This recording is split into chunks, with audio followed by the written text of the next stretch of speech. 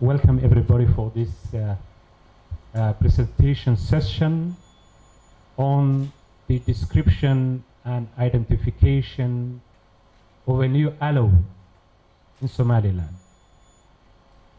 The presentation will be presented by me and my colleagues, Mary, and at the same time, Faisal will be joining us in a short while. And all of us, my colleagues, Mary, Faisal, and me, we all subscribe to the Somaliland Biodiversity Foundation. It's a foundation founded in 2015 by us with the intention of establishing a biodiversity program in Somaliland. So we have an office within the University of Hargeysa, and we have some work on research. We have already, we have a biannual newsletter. So far, we have issued around 4 issues, and by April we'll be having the 5th issue. That newsletter is issued in Somali and in English, both in Somali and English. Tonight, as I have mentioned it, the presentation is about this new aloe. And when I say it's new, we mean that it's new to the scientific community. We don't want to underestimate, the traditional knowledge, the indigenous knowledge, because, they are the repository of that knowledge, and it's very important to appreciate the local knowledge. They knew, and they have used this aloe for hundreds of years. And that's why they call it Dacar Cas. They told us they call it Dacar Cas, which means the red aloe, the red aloe. But the subject of this discovery, if you allow me to say this discovery, is just the identification and description, so that the scientific community know about it, and it adds up, to our flora. And to give a short background on the flora of Somaliland, and of course Somalia and the Somali region in general, the botanical studies and explorations in Somaliland, including in general Somalia, dates back to the late 19th century. Most of the people who used it to carry out these studies were coming from Europe, particularly the British, the Italians, the French. They have left us actually a very good resource on our flora and fauna. Thanks to these botanists, we can say now over 3,000 species of, I can say, vascular species are recorded in the very important and well-known 4-volume book, which is called The Flora of Somalia. Over 3,000 species are recorded in that. And the number is increasing year after year. But as we all know, such botanical explorations that has been taking place came to a standstill because of the Civil War and the wars that occurred in 1988. And all the institutions that has been working on actually on flora and fauna and have been destroyed. Even there was a herbarium in the university, the National University in Mogadishu. That herbarium is lost. So we can link the relationship between peace and stability and the discoveries. In here, we would like to mention that because of that peace and stability in Somaliland, since year 2003, almost six, or I think this is the fifth, almost 5 species of aloes has been discovered. So, and that's the price of peace, actually. All these discoveries have occurred in Somaliland, not in Puntland and not in Somalia, because that has allowed the botanists and the scientists to go around and look for these kind of trees. Generally, to talk about the aloes or the artaway, there are over 600 species worldwide. And most of these species are concentrated in Africa, particularly the eastern part of Africa and southern part of Africa, in the Middle East, and some of the islands in the Indian Ocean, like in Madagascar, Mauritius. So out of that 600, roughly around 36 species of aloes has been identified to exist in Somaliland and Somalia.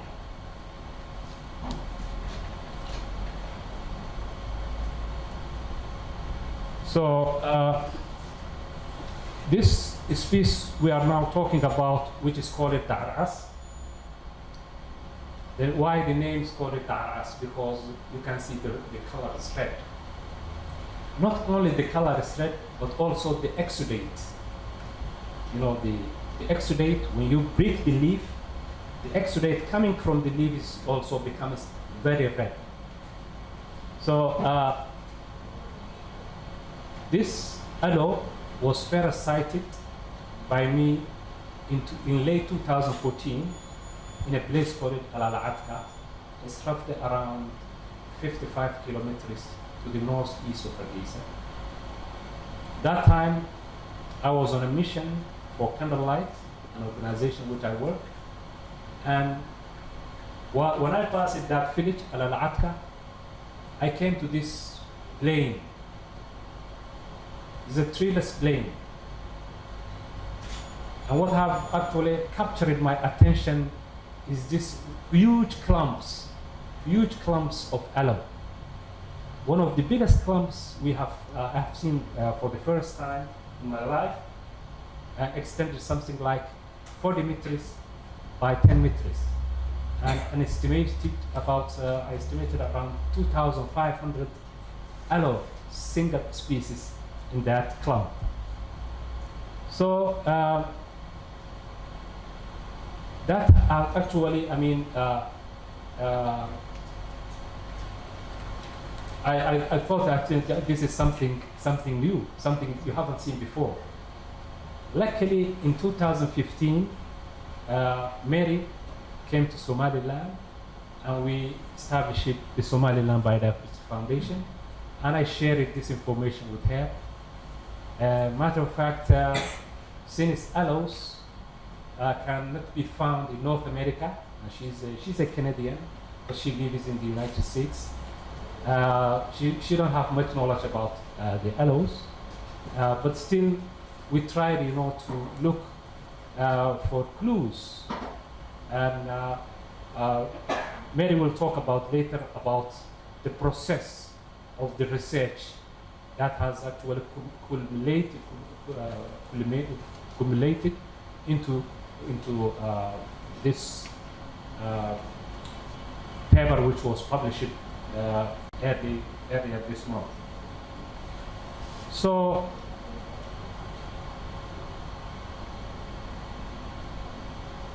Mary, together with Faisal and me, visited that site at least 1 or 2 times, but later also in 2018, early this year, I found another area where this aloe grows. That's a place near Le Farouk, and that's the second site. So someone will ask, why such a very important, conspicuous plant, which can be seen, was so hiding in the bush for so long. One of the reasons why, it hasn't been discovered or hasn't been seen before can be because, first of all, there was a little botanical exploration in Somaliland compared to many areas in the world. Another reason is that the population of the plant of this species we have seen, you can find it off the road, on a dirt road, and it happens most of the time, much attention is not given to these areas. And generally, botanists who have been coming to our country, generally they give more emphasis to the higher mountains, the Gulf Range, where is a great diversity of plants. So maybe that's one reason why this plant hasn't been seen before. To talk about the conservation status of this plant, as far as we have examined it, the two locations in Al-Atka and Leferruch, both sites we haven't seen any actually threat which may be endangering the continuity of this species. Unluckily, sometime in the middle of last year, we tried to germinate or propagate the plant. So this young plant is grown from the seeds. It's grown from the seeds we germinated, and that has also ruled out this plant is not hybrid. So we don't know how long it will take, to give flower, because some of those plants, like the aloe species, there is one example which is called Aloe nugalensis, which has been found in 1985 somewhere in Nugal, and the seeds has been taken to Sweden, to the University of Uppsala University in Sweden, but it brought flowers after 25 years. After 25 years, you can imagine, how. So I mean, the important thing is that, just when you are doing a research, you have to do it in a very, you just not be in a hurry. So looking for the results of the 25 years, that's really something. And that's something, a very good lesson we can learn from this discovery. The important lesson we can learn from this is also that while we are experiencing, our country is experiencing environmental degradation, and we are losing so many of our species, but the other side, there is a good news. New species are coming out. This is one of them. And very recently, and I think the last 2 days, there was a new news about a new species of frankincense, which is also discovered by 2 scientists. So this is all about, my part of the presentation, and I will hand over the microphone to Mary to take us through the process, the research process. And I think that research process is very important for all of you, and how the process is started and how it culminated and ended into this scientific paper which has been published recently in one of the most reputed scientific journals in the world, which is called Dacar Cas. Thank you so much. Welcome, Mary. Thank you. And thank you for this opportunity to speak. This has actually been rather fun. There have been times when it was less fun. Research is sometimes less fun. It's a lot of work. The critical thing, when you're looking, people said to me, when I was first suggested that I work in Somaliland as a botanist, the person talking to me was not a botanist. And he said, you will find these new species. And I said, how? I don't know the old species. You've got to know what is known. And then when you see something, you say, that doesn't fit anything that I know of.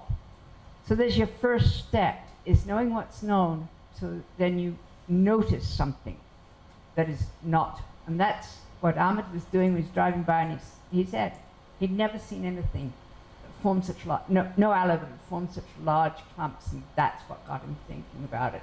But he had, first of all, to convince me, so the hypothesis was that this was a new. And we always talk about a hypothesis. You know, really, it's just your educated guess, all right? So don't get too intimidated by the word hypothesis. So, but that was the hypothesis that it was a new species. So first of all, you've got to establish that it is a new species. You better convince yourself first, and then you've got to convince everybody else. So how did we go about doing this? There is the flora of Somalia, and Labranos had written up the account there, and there's a few additions because there were some species discovered after he'd written the initial account. So we went through that, and it didn't match any of the species in that flora. So that was okay. It seems like it's not being described yet. So then we wrote to Labranos, I guess it's fairly obvious it was before he died. What you don't know is he died shortly thereafter. And Tom McCoy, who's known for knowing the succulents in this part of the world, and Matt Thulin, who was the one that led the production of the flora of Somalia. So we went to 3 experts and said, well, what do you think? And they, first of all, they said, well, it could be a hybrid, and they suggested parents. And Ahmed knows the area, and he said, well, you know, that's not there, one of the species. But the problem with the perennial is it will just grow and grow and grow. So it could have formed a hybrid a long time ago, and then the other plant have been eliminated for some reason. So that didn't really rule it out. But it sort of meant that we had to look at that. But if your 3 experts all tell you that it looks new, you feel pretty good about it. So at that point, we kind of went ahead with it. And we had to write the paper that would convince everybody else. And yes, we did choose Aloe concerta as the first name, because that means crowded together. And we had to provide descriptions. We had to have a specimen in the collection here. And we had to give descriptions that would enable people to look at it and say, well, it's not this one or that one. So it had to be comparable with other things. So this was a matter of knowing, what do people describe when they describe aloes? So we went through all that process to do it. Looking at the descriptions and how they are described, making that information. We had to go back. The first time I saw it wasn't in flower. And so the second time I was out here, the second time we went out there, was with a couple of others, and it was in flower.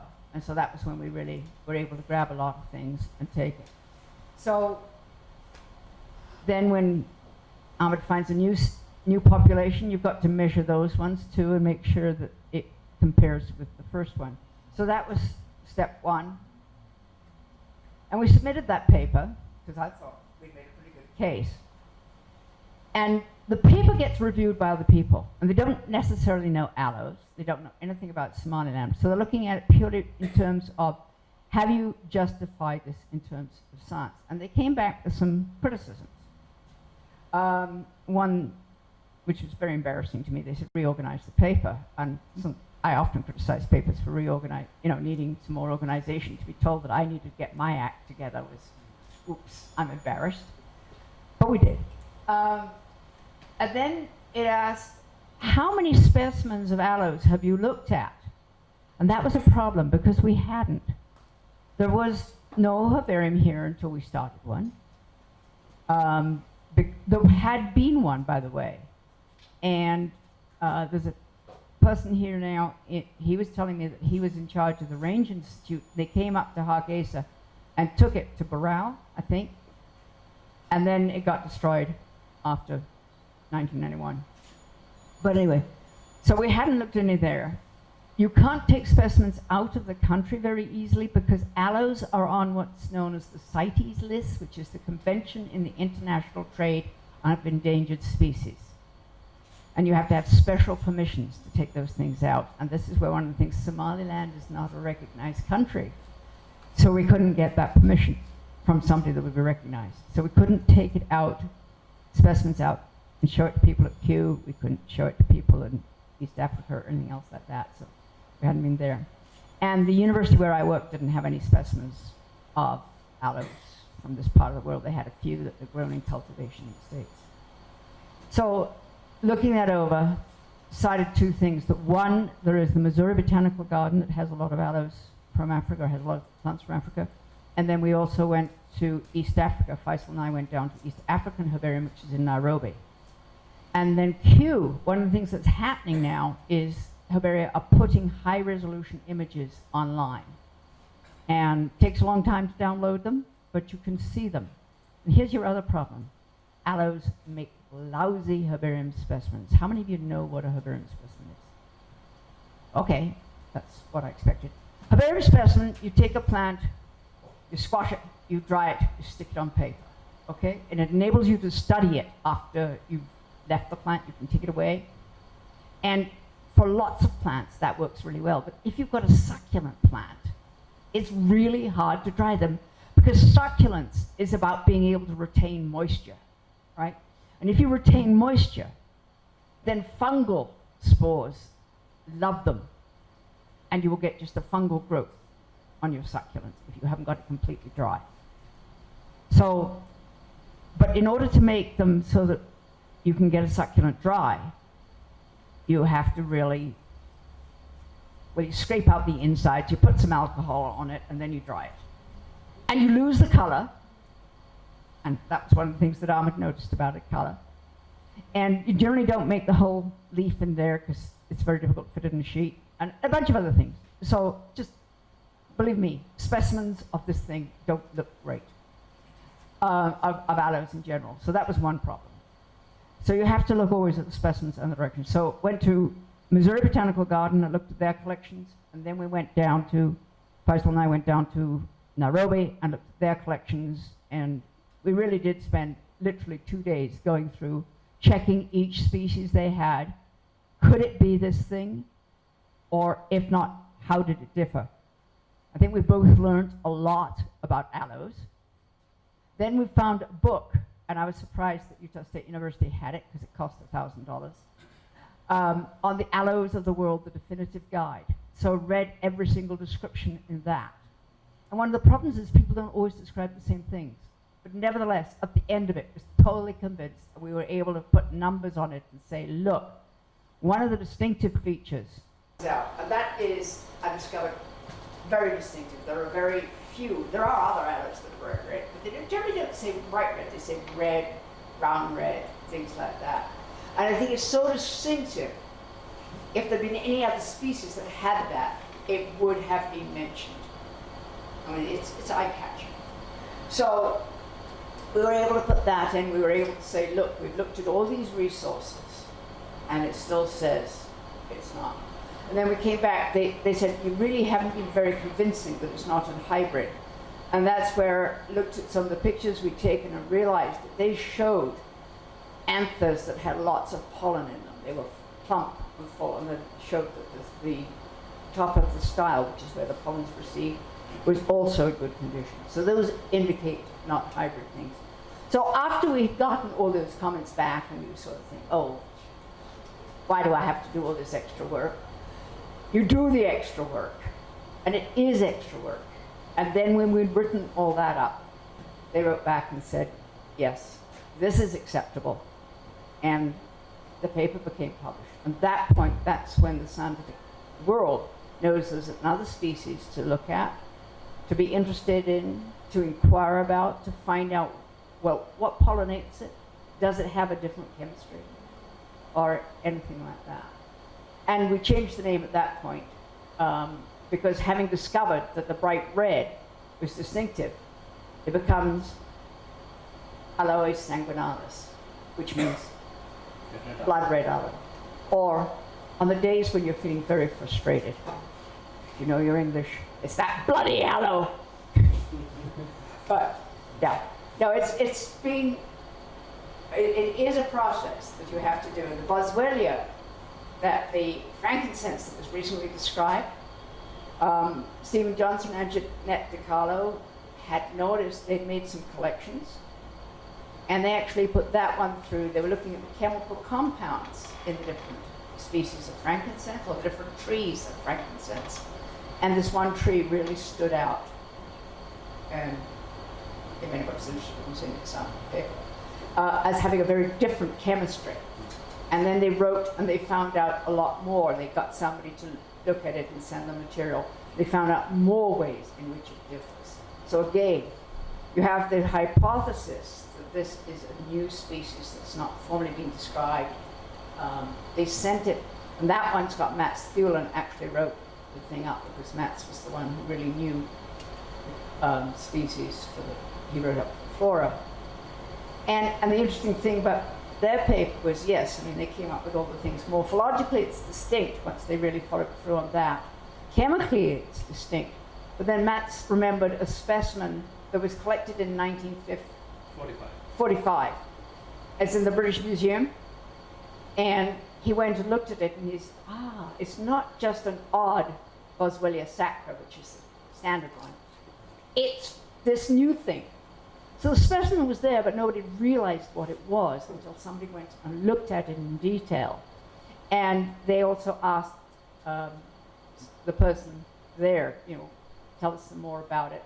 They got it in all stages. So it's an interplay between the things. And there are rules as to what you must do to get the name out. So, thank you. Thank you, everybody.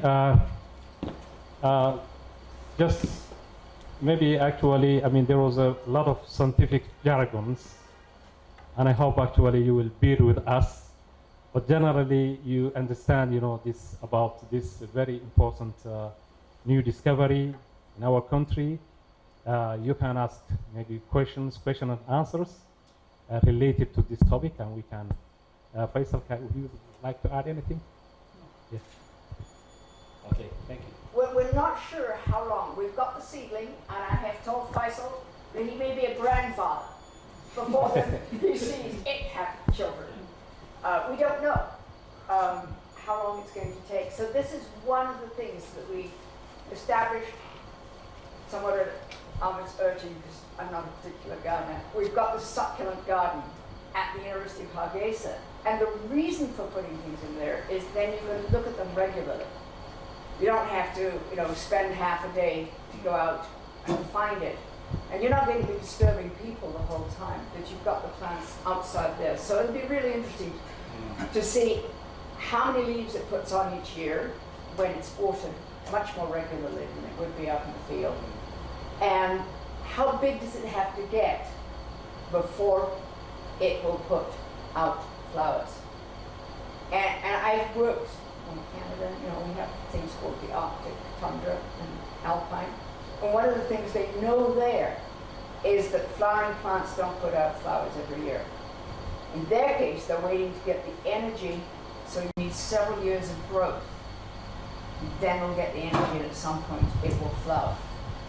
And so I'm thinking, if you like, that's my hypothesis, that this is what happens with aloes. They've got to get a certain amount of body mass, if you like, storage of compounds that they can use, because producing an inflorescence, reproductive material, costs a lot of energy. So the plant has to get that energy the first time. It puts the things out and see what's going on. We are going on section of questions. So if everyone have a question, you start your name and then question.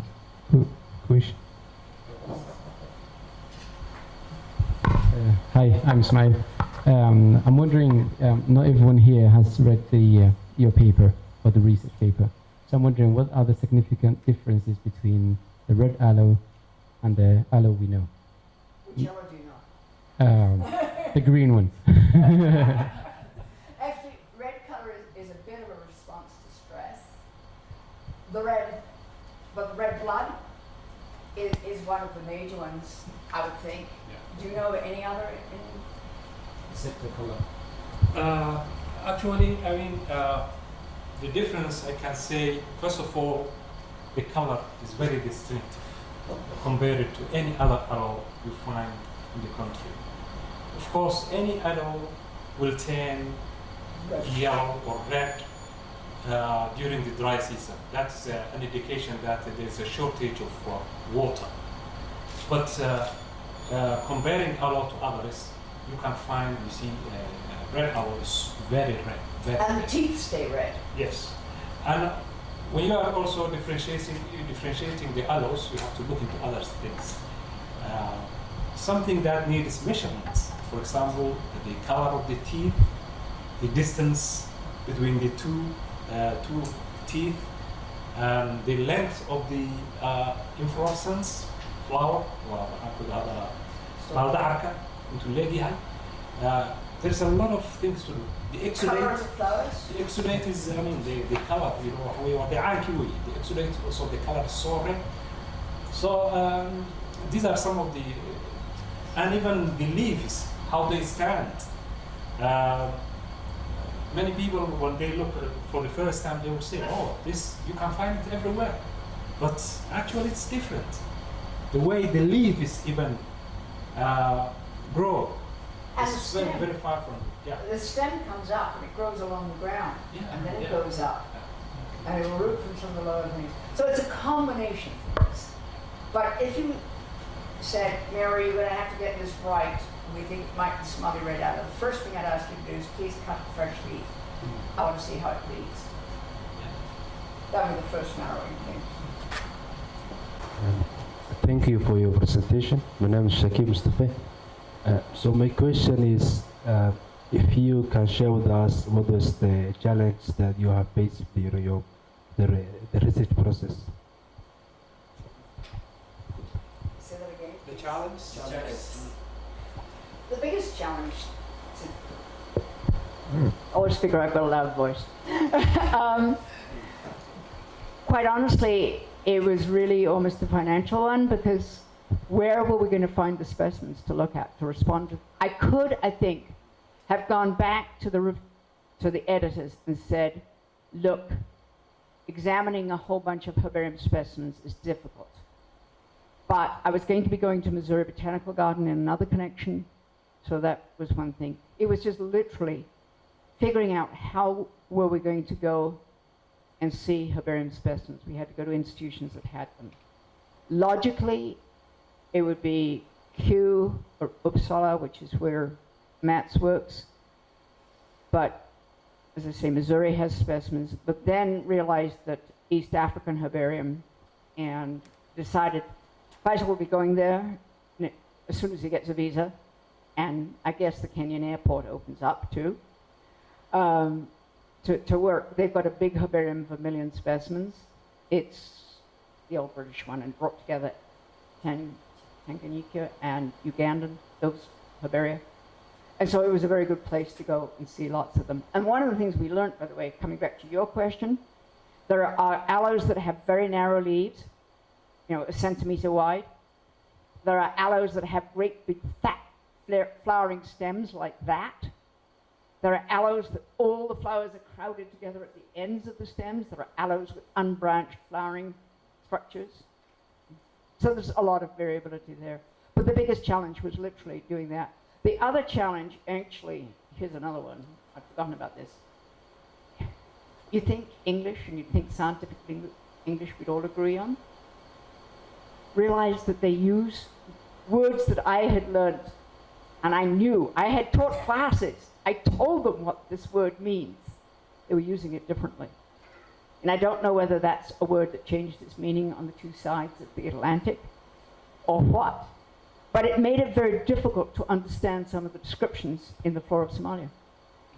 And we had tried to come up with a key, which is an identification key or a table where you sort of make a comparison between all the species.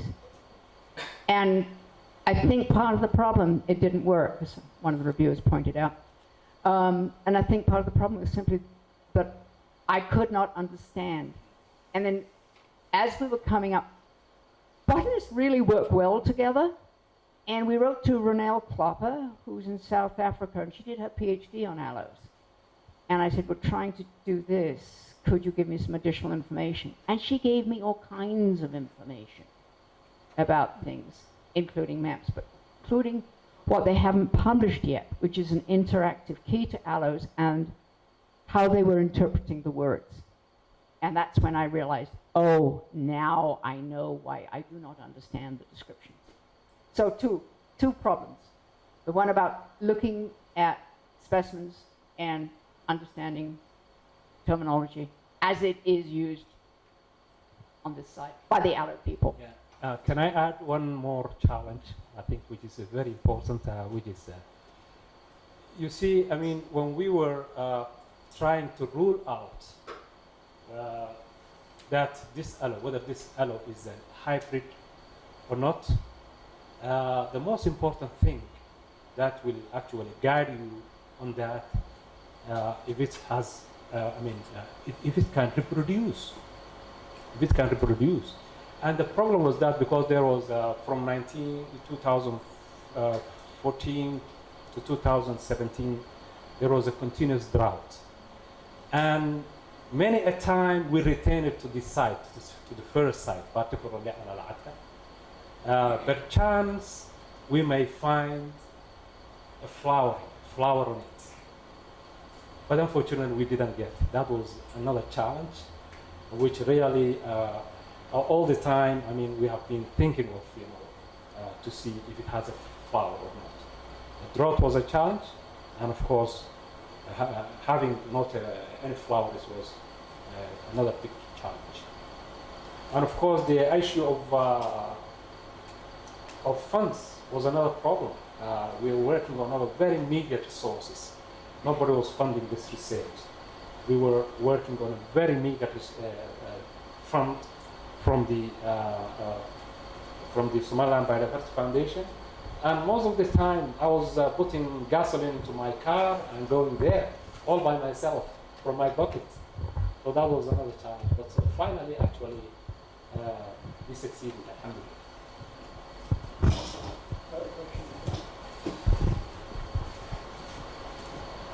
And we love our little babies. Thanks so much, me, Mohammed. Although I'm not good with environmental issues, but I used to see these aloes even start from a young age when I used to visit in the rural areas. So maybe this question might be direct to Ahmed. Could you tell us some specific or how it's beneficial to the Somali community? In tradition, we have different species or different plants that we use either for eating, either for making our house and shelters, something like that. Is there a specific element or benefit in the aloes according to the Somali community or people who are living in the rural areas or even in the urban areas? Thank you so much. Well, thank you. I would actually, I mean, we have already done, from Candlelight side, we have done a study, not a study, but an assessment on the aloes and their potentiality in contributing to livelihoods. So it's about around 25-page reports. We talk generally about the aloes of the world, and particularly we talk about the aloes of Somaliland. And even though the area we cover it is not that big, we cover it mainly Murud al-Sheikh, parts of Sahel, and Awdal. And but still we listed from the communities. We were actually interviewing. We collected a lot of information on the traditional use of aloes. It's medicinal. It's, you can say, socio-economically, you can use it for many things. For example, medicinally, they use it for as an anti-malarial treatment. For example, the dead branches are put into the fire so that the mosquitoes are expelled from the roofs. And even the tender parts of the aloe, the leaf, sometimes people, they chew. And they say this is a treatment for malaria. And some people believe it's useful for stomach ailments. Some people told us they put into their eyes, which I thought really that would be very to try on a very delicate, precious, part of your body with an aloe. Yeah, but still I see them doing that, and this is good for the eyesight. Yeah. Still, I had, we have in Somalis, we have the Somali New Year, the Nowruz, or Nowrish. That's the Somali New Year. It's actually, the Persians also use that. Okay. The Somali New Year. And they have, Somalis have a habit of hanging an aloe in front of their homes as a good omen. Yeah, so that the year could be a good one. That's something actually related to, we don't know how it works, but there's a part Makes of it it. feel good.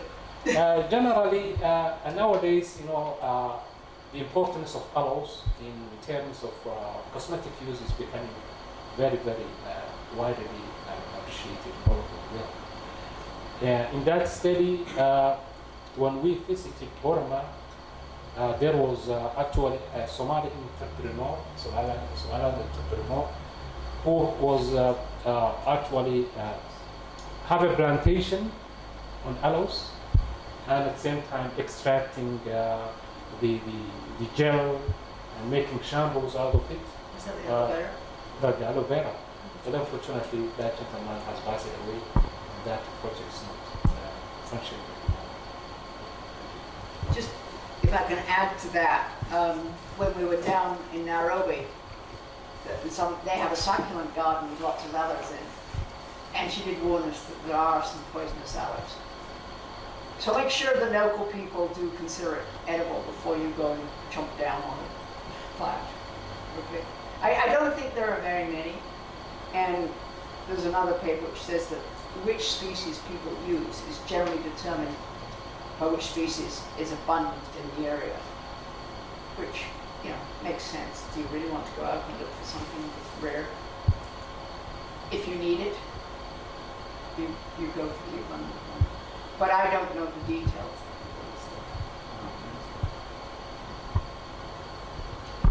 Question?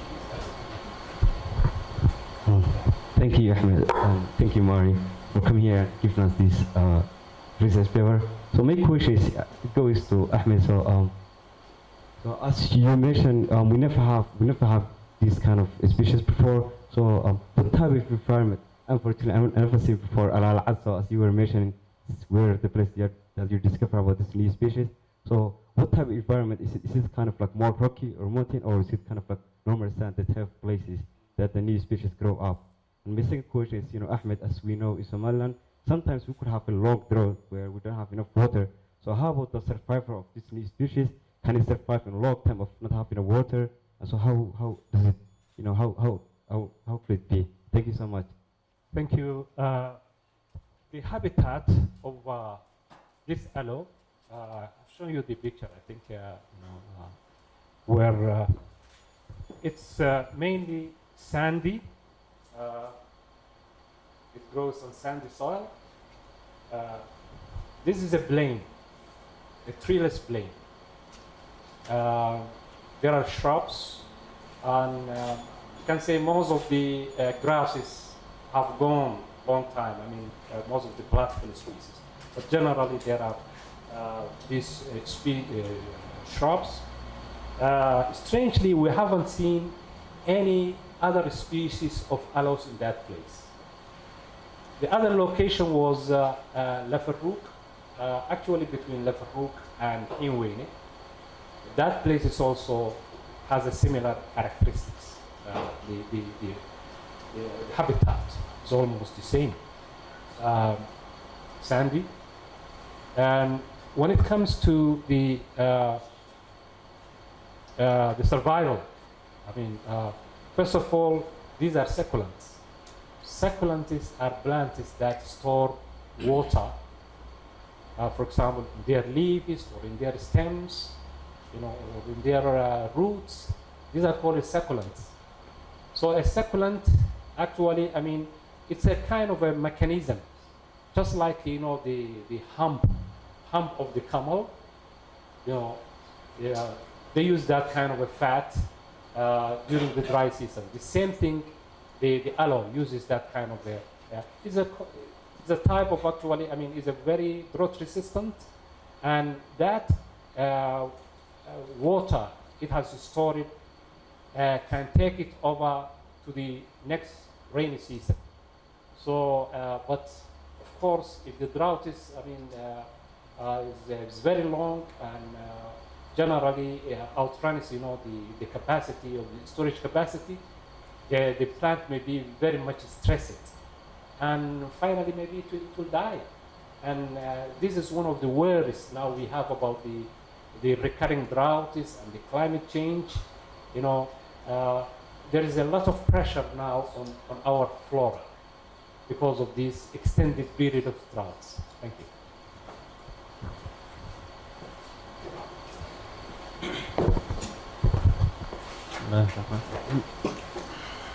My name is Mohammed. I think the question is not based on your research, but can you tell me some information about Napoleon downward trees? That you can give me.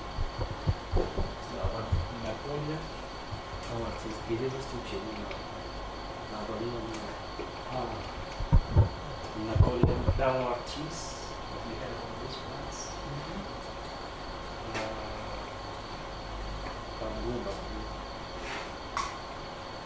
They were in Mesopotamia. Okay. The hanging gardens. Oh, the hanging gardens about us. The hanging gardens. You can say something about the hanging gardens? You heard of I'm not that old.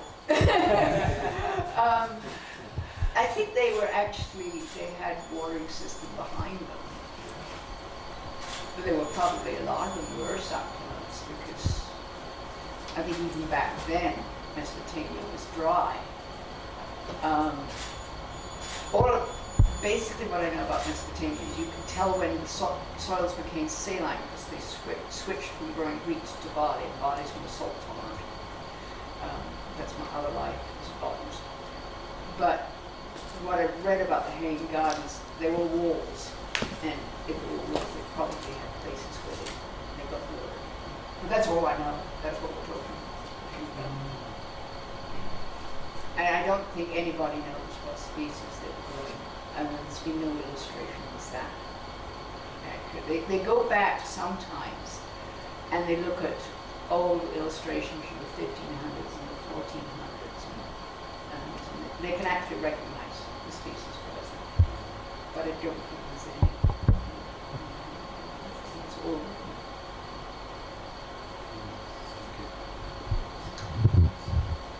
One, we collected an aloe. It's well known and it's common. Recently,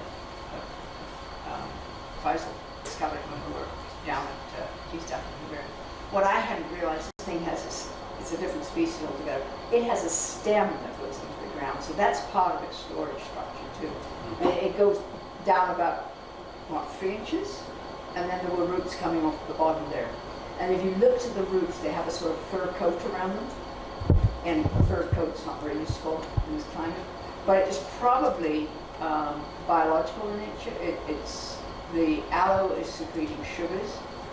And so bacteria and maybe even fungi are growing there, and they are contributing some of the elements that the aloe needs to grow, and it's helping hold the moisture in there. So that's another adaptation is going on below ground. We didn't dig these up, did we? We took the cutting. We just put it out. Yeah. Just put it out. We haven't but anyway, I mean, one of the uses of aloes is by the way, one of the uses of the camera, just to add, you know, generally it's used as a live plant to demarcate, you know, the between the different farms, for demarcation, and at the same time, when the plant dies, it actually, decomposes. The decomposition happens, and that actually, adds to the organic matter of the soil. It enriches the soil. You know, wherever you find aloes, the soil is rich. You know, it's very rich. So in that case, also it is very, very useful.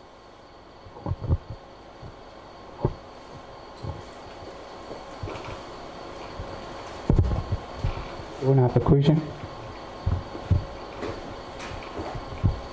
Hello, and thank you for your presentation.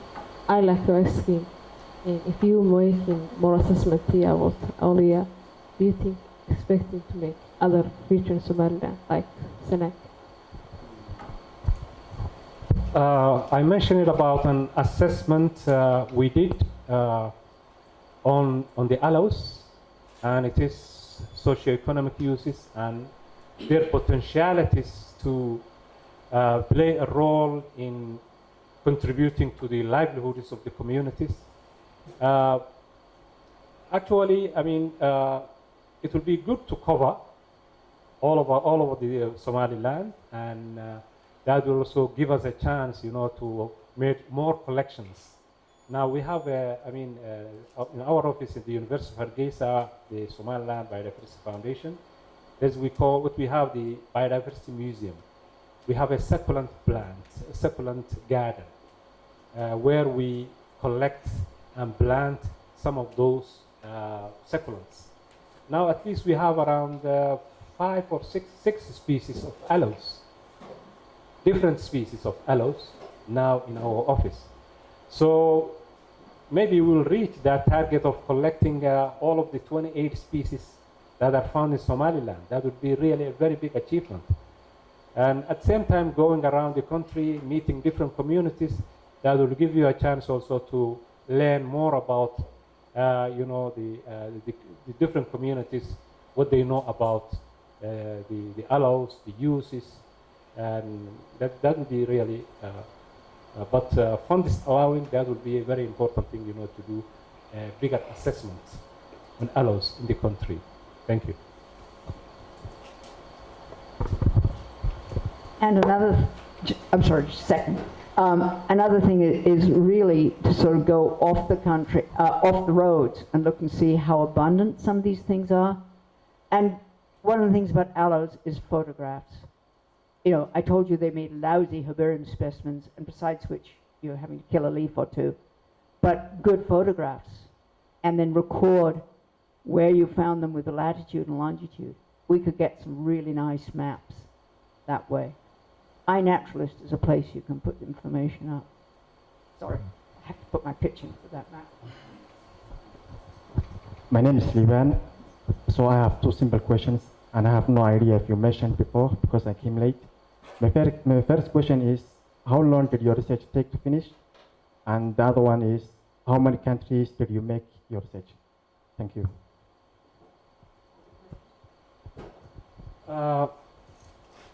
The duration whereby we have been we started the research.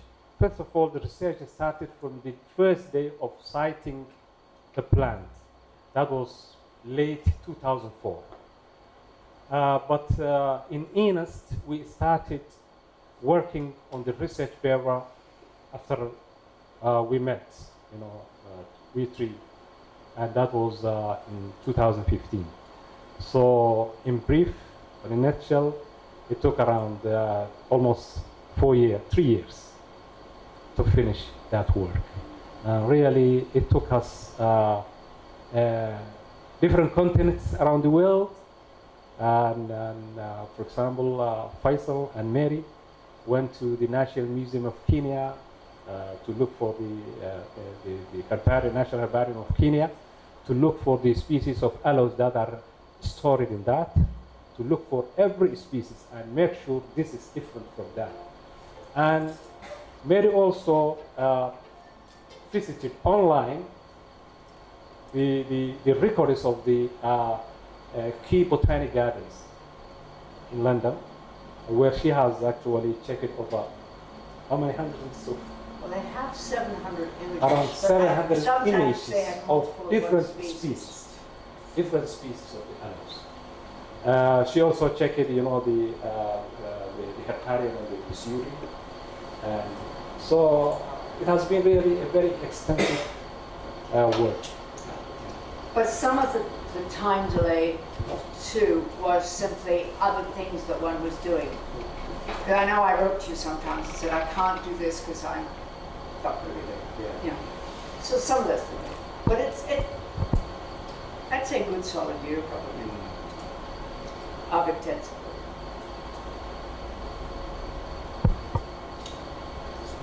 Yeah, question.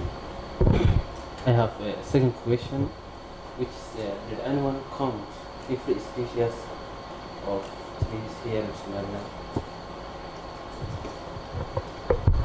The flora of Somalia, and you should really visit the museum because we've got a wonderful poster on the wall there. That's a little plug for us. In the flora of Somalia, Matt Thielen divides Somaliland and Somalia into 8 regions, and for each species he puts which regions they occur in. And so, and I can't remember the numbers, but I think that's, you were quoting for Somaliland, that's where we would get that from, because his regions N1 and N2 are Somaliland, basically. And so you can go through and you can we extracted that information. But since we took the data out of there, we've noticed there are some things that he didn't have. I mean, one of them is, and you just asked trees, or do you mean plants? Every species. I mean, Matt's was trying to make it absolutely comprehensive.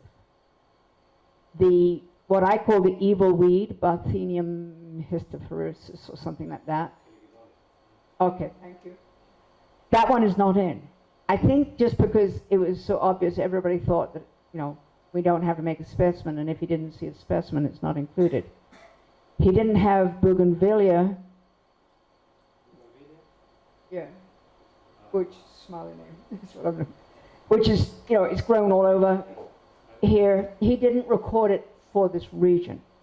And that's, I think, where you come against the thing that it was tricky to travel a lot. So he was relying a lot on existing collections. He makes a comment on the cacti, and he says this is the only one that they have seen in Somaliland and Somalia. The 3 that we have found in and around Hargeysa are not in there. One in the graveyard behind the... Oh, yeah, that's 4th one. Sorry, 4th species.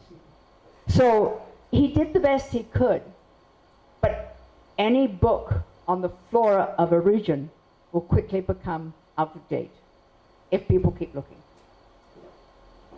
So I don't know that I've totally answered your question, but that is what's going on. So we're keeping a record. I mean, we have now records that we can say we've added those, and we're putting them up online. But the best source and the best estimate of the number of species is in the flora of Somalia. And actually, I mean, you're really fortunate to have that resource. Pakistan hasn't finished theirs yet. They began in 1976 or something, and they haven't finished it yet. And of course, they've been discovering things since they started writing it.